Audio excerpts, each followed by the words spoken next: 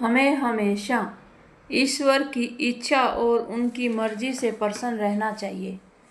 जीवन में कई बार ऐसी परिस्थितियां आती हैं जो हमारी इच्छाओं के अनुसार नहीं होती, लेकिन हमें यह विश्वास रखना चाहिए कि ईश्वर जो भी करते हैं हमारे कल्याण के लिए करते हैं। उनकी योजना हमारी समझ से कहीं अधिक बड़ी और श्रेष्ठ होती है। सुख के समय में हमें अहंकार नहीं करना चाहिए और दुख के समय निराश नहीं होना चाहिए। हर परिस्थिति को ईश्वर का प्रसाद समझकर स्वीकार करना चाहिए। जब हम ईश्वर पर विश्वास रखते हैं तब हमारे मन में शांति, धैर्य और संतोष बना रहता है। जो व्यक्ति ईश्वर की मर्जी में खुश रहना सीख जाता है वह जीवन की कठिनाइयों का सामना भी साहस और आत्मविश्वास के साथ करता है।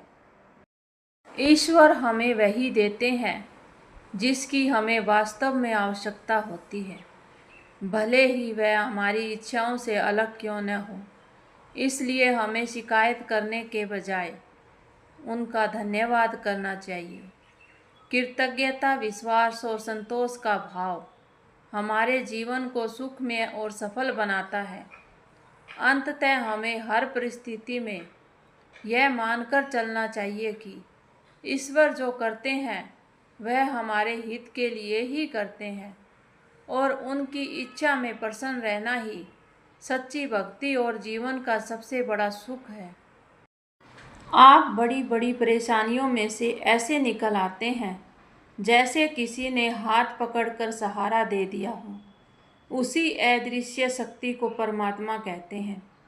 वो दिखाई नहीं देते, कभी जताते भी नहीं, लेकिन आपको कभी अकेला भी नहीं छोड़ते। जो व्यक्ति दूसरों का सम्मान करना सीख जाता है वह स्वयं सम्मान का पात्र बन जाता है। कठोर शब्द रिश्तों को तोड़ देते हैं, मधुर व्यवहार प्रेम को बढ़ाता है। केवल सम्मान से भरा मन ही वास्तव में महान बनता है। जो संघर्ष के डर से पीछे हट जाता है जीवन की ऊंचाइयों को नहीं छू सकता। केवल कठिन रास्ते ही व्यक्ति को मजबूत बनाते हैं। हर चुनौती एक नया सबक लेकर आती है। केवल साहसी व्यक्ति ही आगे बढ़ता है। भगवान श्री कृष्ण कहते हैं, मनुष्य को अपना कर्तव्य करना चाहिए और फल की चिंता नहीं करनी चाहिए। उन्होंने बताया कि शरीर नश्वर है, लेकिन आत्मा कभी नष्ट नहीं होती।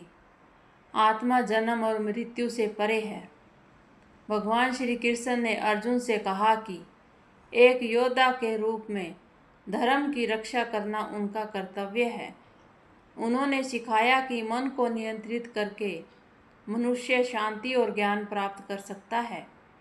भगवान श्री कृष्ण ने बताया कि सच्ची भक्ति और विश्वास से मनुष्य ईश्वर के निकट पहुंच सकता है।